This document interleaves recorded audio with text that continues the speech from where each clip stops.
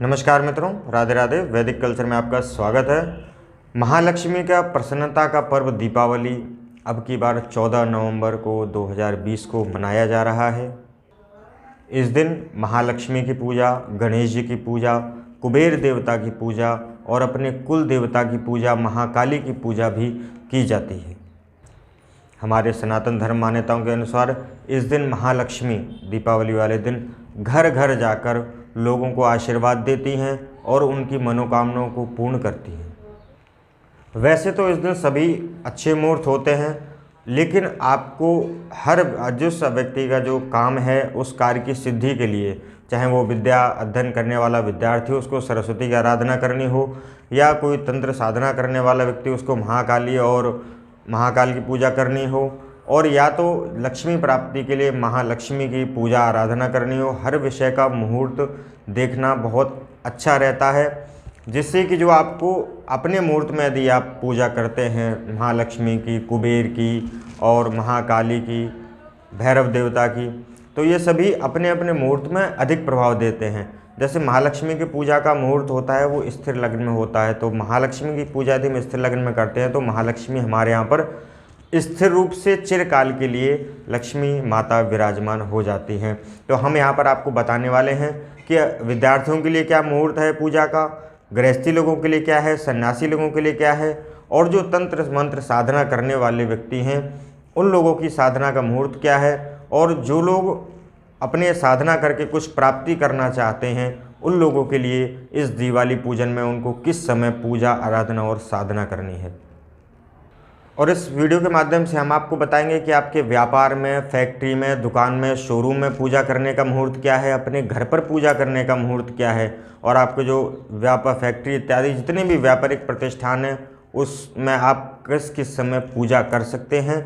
हम यहाँ पर विस्तार से आपको मुहूर्तों के बारे में विशेष रूप से जानकारी देना चाहते हैं, क्योंकि दिवाली के बारे में तो सभी आपको जानकारी देते हैं, लेकिन मुहूर्त में, किस मुहूर्त में आपको अपने व्यापार, एक प्रतिष्ठान, शोरूम इत्यादि, फैक्ट्री जो भी आपकी, उसमें पूजा करनी है, कितने बजे आपको घर पर पूजा करनी है, हर विषय पर आपको हम इस वीडियो के माध्यम से बताएंगे।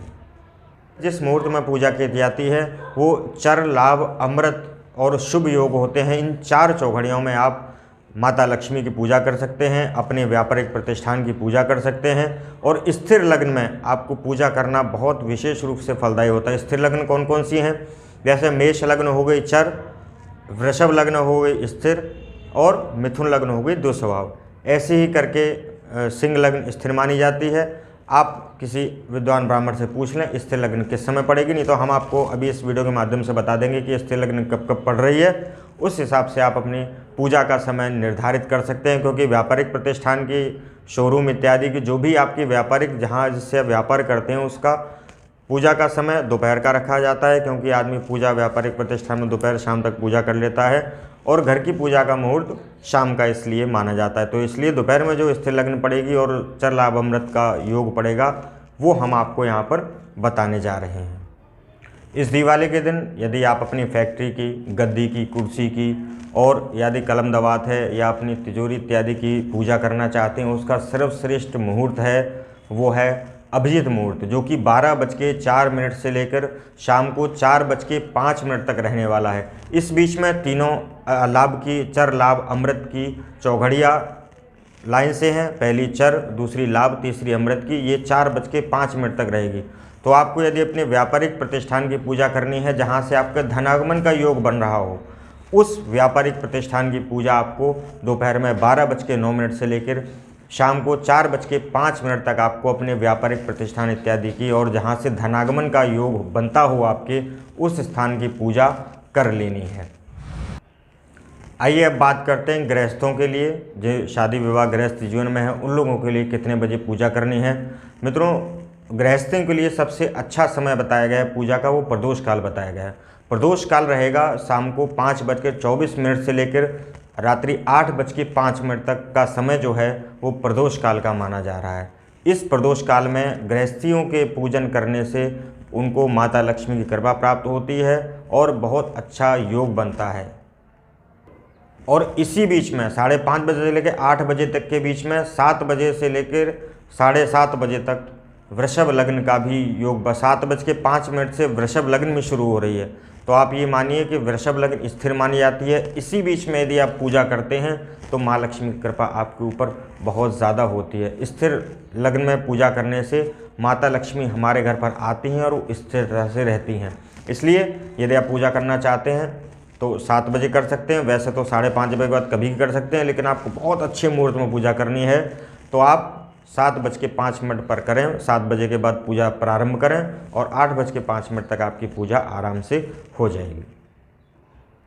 और मित्रों, इस समय एक सबसे अच्छी बात और हो रही है कि 7:05 से नक्षत्र भी माता लक्ष्मी और गणेश पूजन के लिए सबसे अच्छा स्वाति नक्षत्र होता है, वो भी आपका 7 बजे के बाद इसी मुहूर्त में पड़ रहा है। तो यदि आप गृहस्थ जीवन में हैं और आप जो है बहुत अच्छे मुहूर्त में पूजा करना चाहते हैं तो जिसमें चौघड़ियाँ भी अच्छी हों, लग्न भी अच्छी हो और नक्षत्र भी अच्छा हो, ऐसा योग 7:05 के बाद बन रहा है। वैसे तो पूजा आपको करनी है, करके कहीं निकलना है तो आप 5:30 बजे करके निकल सकते हैं, लेकिन बहुत स्थिर लग्न में आपको पूजा करनी है तो आप 7:05 से लेकर अच्छे नक्षत्र में, जो सुखी स्वाति नक्षत्र माता लक्ष्मी और गणेश जी के लिए काफ़ी शुभ माना जाता है, इस बीच में आप पूजा करेंगे तो आपको बहुत अधिक लाभ होने वाला है।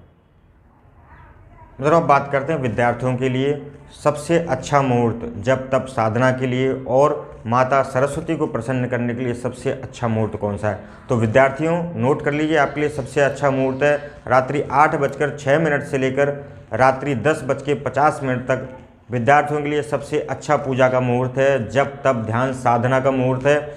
इसके बीच में आप यदि 8:06 से लेकर 10:50 तक के बीच में यदि आप ध्यान योग साधना जब तब करते हैं तो माँ सरस्वती की कृपा आपके ऊपर निरंतर सदा विराजमान रहती है। इसमें आपको क्या क्या करना है, जो भी आपका गुरु मंत्र है उसका आप जाप कर सकते हैं, नहीं तो माँ लक्ष्मी का जो कि आपको पता है श्री सूक्त स्तोत्र है उसका पाठ कर सकते हैं, कनकधारा स्तोत्र का पाठ कर सकते हैं और पुरुष सूक्त का पाठ कर सकते हैं और कुबेर आदि का भी साधना आप इस समय कर सकते हैं। गणेश जी के लिए गणेश अथर्वशीष का पाठ करना आप विद्यार्थियों के लिए बहुत लाभप्रद रहने वाला है। इस बीच में आप कुछ ना कर सके तो श्री सूक्त का और गणेश अथर्वशीष का पाठ अवश्य करें। पुरुष सूक्त और कनकधारा स्तोत्र का पाठ यदि कर सकते हैं तो बिल्कुल आपको अवश्य करना चाहिए। अब आपको बताते हैं कि अपने इष्ट की साधना करने के लिए रात्रि का सबसे अच्छा मुहूर्त कौन सा है और तांत्रिक साधनाओं जो लोग करते हैं उनके लिए सबसे अच्छा मुहूर्त कौन सा है।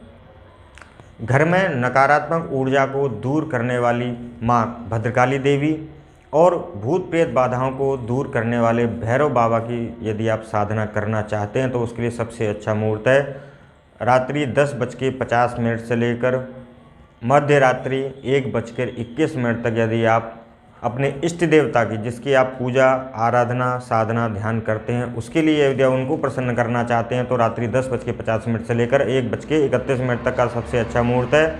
और जो तंत्र मंत्र की साधनाएं करना चाहते हैं उनके लिए और अपने घर की नकारात्मक ऊर्जा को दूर करने के लिए माँ काली की साधना करना चाहते हैं, भैरव बाबा की साधना करना चाहते हैं तो उसके लिए सबसे अच्छा मुहूर्त यही वाला है 10:50 से लेकर मध्य रात्रि 1:30 बजे तक। इस समय के बीच में जो की गई साधना है वो बहुत ही ज़्यादा फलदायी होती है और यदि आप अपनी रक्षा के लिए किसी देवता की साधना आराधना करते हैं तो भी यह इस समय में की गई साधना बहुत ज़्यादा फलदायी होने वाली है आपको। तो ये थी मित्रों जानकारी कि आपके व्यापारिक प्रतिष्ठान इत्यादि की पूजा का मुहूर्त क्या है, आपके घर की पूजा का मुहूर्त क्या है और कितने बजे आपको विद्यार्थियों को साधना का पूजा करनी है। और आपको साधना का समय भी हमने आपको विस्तार से यहाँ पर बता दिया है। लेकिन आपको कोई अभी भी कोई संशय हो तो आप कमेंट के माध्यम से पूछ सकते हैं हमसे, आपको कमेंट का उत्तर आपको अवश्य दिया जाएगा। और भी हम एक वीडियो बना रहे हैं दीपावली पूजन के लिए कि पूजन आपको कैसे करना है। वो पूजन यदि आपको पूरा पूजन विधि चाहते हैं मंत्रों के सहित, जैसे पूजा एक ब्राह्मण आपके घर पे कराता है आके, उसी प्रकार से हम पूरा वीडियो बना के आपके सामने लेकर आएंगे। यदि आप पूरा दीपावली का पूजन देखना चाहते हैं और पूजन कराना चाहते हैं, मतलब अपने घर पे आजकल पता है ब्राह्मणों बहुत कम मिलते हैं, तो उसके लिए आप घर पर ही हमारा वीडियो ऑन करके आप पूजा दिवाली माँ लक्ष्मी की कर सकते हैं। इस वीडियो में सभी प्रकार की पूजन सामग्री आपको बताई जाएगी, पूजन विधि बताई जाएगी और मंत्रों के साथ में पूजा करके आपको बताई जाएगी, जो आप घर पर बैठ के आसानी से कर सकते हैं। तो मित्रों, ये थी जानकारी दीपावली के विषय में। संपूर्ण जानकारी हमने आपको यहाँ पर दे दी है। वीडियो थोड़ा लंबा हो गया है, इसलिए जानकारी लेकिन इसमें भरपूर और पूरी है। तो यदि आप और भी कुछ जानना चाहते हैं तो कमेंट के माध्यम से पूछ सकते हैं, आपको उत्तर अवश्य दिया जाएगा। तो आज के लिए मित्रों बस इतना ही। कल किसी नए विषय पर आपके सामने चर्चा करेंगे। तब तक के लिए धन्यवाद, नमस्कार, राधे राधे, जय हिंद, वंदे मातरम।